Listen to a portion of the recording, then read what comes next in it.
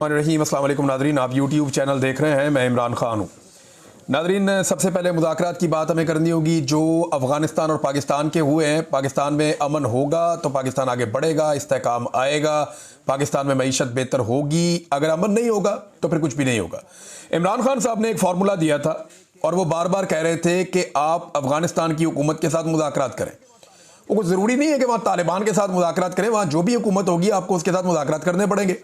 इससे पहले वहाँ पे अशरफ गनी की हुकूमत थी, इमरान खान साहब ने अपने दौर में उनको एंगेज किया।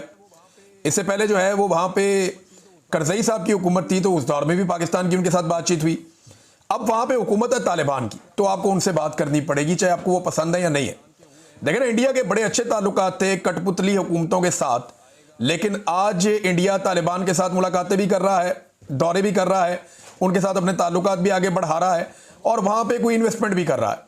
तो पाकिस्तान को इससे फायदा उठाना चाहिए था। इमरान खान साहब ने वक्त रहते ये बताया कि आप कभी भी अमन हासिल नहीं कर सकते जब तक कि आप अफगानिस्तान से बात ना करें।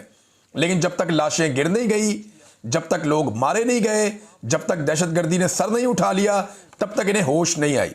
जब बहुत सारी लाशें गिर गई दोनों तरफ, तो उसके बाद इनको होश आई कि अब हम मुज़ाकरात करना चाहते हैं, और फिर मुज़ाकरात के लिए रास्ते बंद हो चुके थे। फिर इन्होंने जाके पाकिस्तान ने और अफगानिस्तान ने, क्योंकि अब सालिस की जरूरत पड़ेगी ना, जब आप एक लड़ाई में चले जाते हैं तो फिर आपकी एतमाद साधी नहीं रहती। वो एतमाद नहीं है पाकिस्तान को अफगानिस्तान पे और अफगानिस्तान को पाकिस्तान पे जो पहले हुआ करता था। यही मुज़ाकरात जो अब कतर में हो रहे हैं, यही मुज़ाकरात जो अब होने जा रहे हैं आने वाले दिनों में इस्तांबुल में, तुर्की में, ये मुज़ाकरात इस्लामाबाद में हो सकते थे, ये मुज़ाकरात पेशावर में हो सकते थे, वहां बातचीत हो सकती थी, बड़ी इज्जत के साथ दोनों फ्रीकैन मिलकर बातचीत तय कर सकते थे और शायद उनमें एतमाद ज्यादा होता। लेकिन अब जो है वो दूसरे फ्रीक बीच में पड़े हुए हैं, चाइना कोई और, ये अरब ममालिक हैं, इनकी गारंटियां हैं, सऊदी अरब की गारंटी है, तुर्की बीच में पड़ा हुआ है, कतर बीच में पड़ा हुआ है। अब कोई लोग ईरान की भी बात कर रहे हैं कि उनकी भी बीच में वो भी पड़ेंगे इसमें। तो अब आप अंदाजा करें कि ये हालात पैदा हो गए पाकिस्तान के लिए कि एक हमसाया मुल्क जो ब्रदर इस्लामी मुल्क है, जिस मुल्क की दो बड़ी जंगों में पाकिस्तान का बड़ा कलीदी रोल रहा, वो तालिबान जिन्हें पाकिस्तान ने खुद तख्लीक किया था, वो तालिबान जिन्हें पाकिस्तान ने खुद ट्रेंड किया था, आज जब उनकी हुकूमत आई तो बजाय इसके कि वो पाकिस्तान की बात मानते और पाकिस्तान के मुताबिक चलते, पाकिस्तान दुनिया भर के जाके दरवाजे खटखटा के उनके साथ बात कर रहा है। अनफॉर्चुनेट। ख्वाजा आसिफ साहब ने एक तरफा स्टेटमेंट दे दिया। वैसे ख्वाजा साहब को पता नहीं झूठ बोलने की आदत है, इस उम्र में बंदे को झूठ बोलना नहीं चाहिए। ख्वाजा साहब का स्टेटमेंट मैं पढ़ रहा था, वो बिल्कुल किसी और तरह है, और जो स्टेटमेंट हमारे पास आया कतर से वो बिल्कुल किसी और तरह है। जो कतर से आने वाला स्टेटमेंट है वो कुछ और बता रहा है, और जो ख्वाजा आसिफ ने स्टेटमेंट दिया वो कुछ और बता रहा है। ख्वाजा आसिफ एक तरफा कह रहे हैं कि जी अफगानिस्तान पाकिस्तान में अब दरअंदाजी नहीं करेगा, दहशतगर्दों की सहूलतकारी नहीं करेगा, और ये वो सारी चीज़ें वो कह रहे हैं अपने ट्वीट में मिलती जुलती जैसे इनको आदत है। लेकिन जो कतर का स्टेटमेंट है वो ये बता रहा है कि ये दो तरफा हुआ है मामला। यानी मैंने आपको पहले भी बताया था कि अफगानिस्तान को भी प्रॉब्लम है दाइश से, और अफगानिस्तान बार बार ये कहता है कि पाकिस्तान के अंदर दाइश के ठिकाने जहां से लोग आकर अफगान तालिबान की हुकूमत को डिस्टेबलाइज करते हैं और वहां जाके कार्रवाइयां करते हैं। इसी तरह पाकिस्तान को शिकवा टीटीपी से कि तरीके तालिबान पाकिस्तान क्योंकि अफगानिस्तान में है वो वहां से आगे यहां पे कार्रवाई करती है। तो दोनों के शिकवे थे, दोनों के गिले थे, दोनों जगहों पे दहशतगर्दियां हुई हैं, दोनों ने लिस्टें फ्राहम की हैं, और दोनों ने इस बात का आज़म किया है कि एक दूसरे की सरजमीन के ऊपर मुदाखलत नहीं करेंगे। मैं उम्मीद करता हूं कि ये जंगबंदी कायम रहेगी, लेकिन मैं चंद चीज़ें आपके सामने रखना चाहता हूं। एक तो इसी लड़ाई को लेकर जब इमरान खान ने कहा कि मुज़ाकरात करें, तो पाकिस्तान की मिलिट्री एस्टेब्लिशमेंट और उनके जो आला-ए-कार इस वक्त हुकूमत में बैठे हैं, ये सारे फतवे दे रहे थे। कोई आयतें सुना रहा था, कोई गज़वात के हवाले दे रहा था, कोई जो है वो कह रहा था इमरान खान तालिबान खान है, वो पाकिस्तान का दुश्मन और गद्दार डिक्लेयर कर रहा था, कोई ये कह रहा था अफगानिस्तान एक दहशतगर्द मुल्क है और हमारा दुश्मन मुल्क है, और कोई ये कह रहा था कि दहशतगर्दों के सहूलतकारों के लिए हम कोई गुंजाइश नहीं छोड़ेंगे। ये बात बार बार की जा रही थी कि ये सहूलतकार हैं दहशतगर्दों के, हम इनके लिए गुंजाइश नहीं छोड़ेंगे, ये कहा जा रहा था। और अब उन्हीं से जाकर जिनको दहशतगर्द कहा गया, जिनको दुश्मन कहा गया, उनके साथ बैठकर बात करनी पड़ी। देखिए, जब इमरान खान साहब को ये बात पता चली ना, अलीमा खानम वगैरह गए और उन्होंने अदालत के अंदर इमरान खान को ये बताया। मुलाकातें तो इमरान खान की होती नहीं है, अदालत में केस चलता है, उसी बहाने मुलाकात होती है। तो वहां जब इमरान खान साहब को यह बताया कि इतने फौजी अफसरान और जवान शहीद हो गए, तो इमरान खान साहब उठकर खड़े हो गए थे, और उन्होंने एक मरतबा नहीं लगभग 10 मरतबा इमरान खान साहब ने यह बात दोहराई कि अफगानिस्तान से रब्ता करो, अफगानिस्तान से बात करो, अफगानिस्तान से रब्ता करो। वो आदमी इस इलाके के डायनामिक्स को जानता है, उसे पता है कि यहां क्या चल रहा है, उसको आइडिया है कि इस लड़ाई को रोकना है। तो उसको रोकने का बेहतरीन तरीका यह है कि आप कबाइलियों को इन्वॉल्व करें, आप अफगानिस्तान की हुकूमत से बात करें, मकामी हुकूमत को अपने एतमाद में लें और फिर मिलकर दहशतगर्दी को खत्म करें। अगर आप एक तरफा लड़ाई लड़ते रहेंगे तो फिर आप 20 साल और लड़ लें। इससे पहले भी आप 20 साल से ये लड़ाई लड़ रहे हैं, 20-25 साल हो गए आपको, आप 25 साल और लड़ लें। आपने 14,000 छोटे ऑपरेशंस किए, आपने दर्जनों जो है बड़े ऑपरेशंस आपने किए, बहुत बड़ी तादाद में। अभी तक अमन नहीं आ सका। अमन लाने का एक ही तरीका है, जब पूरा खित्ता अमन के लिए तुल जाएगा, और वो अफगानिस्तान की शमूलियत के बगैर मुमकिन नहीं है। तो इमरान खान को जो लोग ताने देते थे अब वही काम कर रहे हैं और वो पहुंचे हैं। और देखिए ये क्यों इन्हें करना पड़ा। पहले तो ये लड़ाई को बढ़ाना चाह रहे थे, लड़ाई को बढ़ावा दे रहे थे।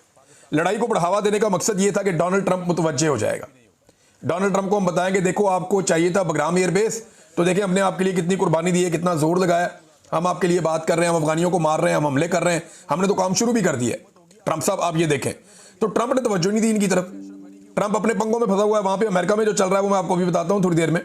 लेकिन ट्रंप ने जब ज्यादा तवज्जो नहीं दी और उसने ये कह दिया कि अमेरिका में बड़े काम है जिनमें मैं फंसा हुआ हूं, तो अफगानिस्तान और पाकिस्तान को बाद में देखूंगा, तो पाकिस्तान को एहसास हुआ कि जनाब ये तो फायदा ही कोई नहीं हो रहा, यानी खाया पिया कुछ नहीं और गिलास तोड़ा उसके भी पैसे 12 ने।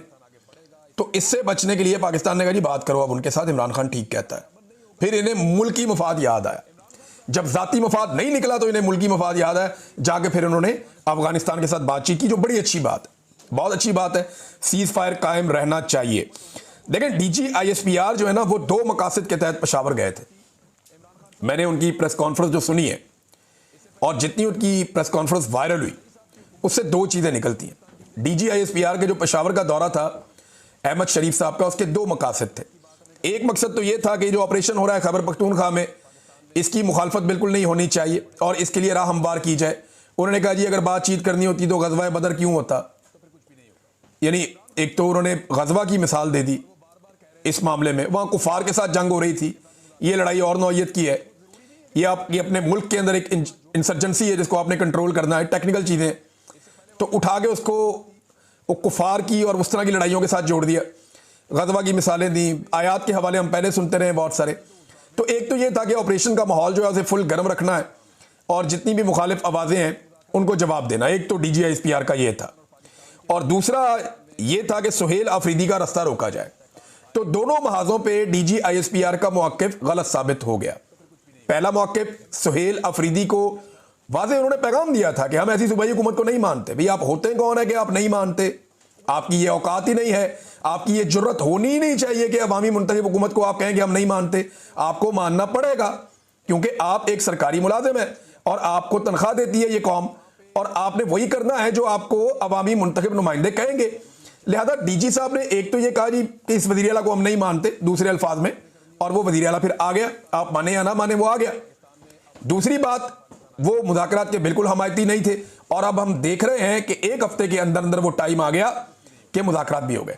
तो 1 हफ्ते के अंदर DGISPR की जो प्रेस कॉन्फ्रेंस थी उनके दोनों नताइज निकल आए। 2 मकासद थे ना, एक तो जनाब ऑपरेशन, मुज़ाकरात नहीं होंगे ऑपरेशन होंगे, और दूसरा कि सुहेल अफरीदी CM नहीं बनेगा। दोनों ही काम हो गए, मुज़ाकरात भी हो गए, सुहेल अफरीदी CM भी बन गया। और वही ख्वाजा आसिफ खुद चल कर गया जो मुज़ाकरात का सबसे बड़ा मुखालिफ बन रहा था। तो इनका कोई नजरिया नहीं है, इन्हें जो एस्टेब्लिशमेंट कहती है ये आंखें बंद करके कर देते हैं। मैंने कल के वीलॉग में आपको बताया भी था, सुबह मैंने आपको बताया था वीलॉग में कि एस्टेब्लिशमेंट ने इनको ये कहा कि जो हम तुम्हें कहते हैं आंखें बंद करके करो, तुम्हारी हिफाजत हमारी रिस्पॉन्सिबिलिटी है। अमेरिका में क्या हो रहा है ये मैं आपको थोड़ा सा बताता हूं, लेकिन पहले एक और डेवलपमेंट है और ये बड़ी डेवलपमेंट है। ये जी सुहेल अफरीदी साहब ने एक कार्रवाई डाल दी है, अभी कुछ और कार्रवाइयां होने वाली हैं खैबर पख्तूनख्वा में, मैं आपको बताऊंगा आने वाले दिनों में। लेकिन उन्होंने एक बड़ा जरगा बुला लिया सुहेल अफरीदी ने। इससे पहले गंडापुर साहब के दौर में भी जरगा बुलाया गया था, लेकिन गंडापुर साहब जरगे के फैसलों पे अमल दरामद नहीं करवा सके थे और गंडापुर साहब चीज़ों को ज़रा टोन डाउन कर देते थे, नीचे ले जाते थे। अब सुहेल अफरीदी है और इनके आने से इसीलिए मुखालफत की जा रही थी, अभी तक उन्होंने अपनी काबीना बनाई नहीं। तो मुझे ऐसा लगता है कि एस्टेब्लिशमेंट को सुहेल अफरीदी की इमरान खान से मुलाकात करवानी पड़ जाएगी। वजह यह है कि वो अपनी कैबिनेट ही अनाउंस नहीं कर रहे और इसका काफ़ी प्रेशर है निज़ाम के ऊपर। दूसरा, अभी उन्होंने अमन व अमान के हवाले से एक आला सतही इजलास भी बुलाना है, जिसमें मिलिट्री भी आगे शामिल होगी, उनको भी बुलवाना पड़ेगा, वो भी आएंगे, सीएम हाउस में आएंगे, लेकिन उससे पहले भी उन्होंने इमरान खान को मिलना है। तो सवेरा साहब की हुकूमत थी, तो उस दौर में भी पाकिस्तान की उनके साथ बात। यूट्यूब चैनल देख रहे हैं, मैं इमरान खान हूँ। नाजरीन, सबसे पहले मुज़ाकरात की बात हमें करनी होगी जो अफगानिस्तान और पाकिस्तान के हुए हैं। पाकिस्तान में अमन होगा तो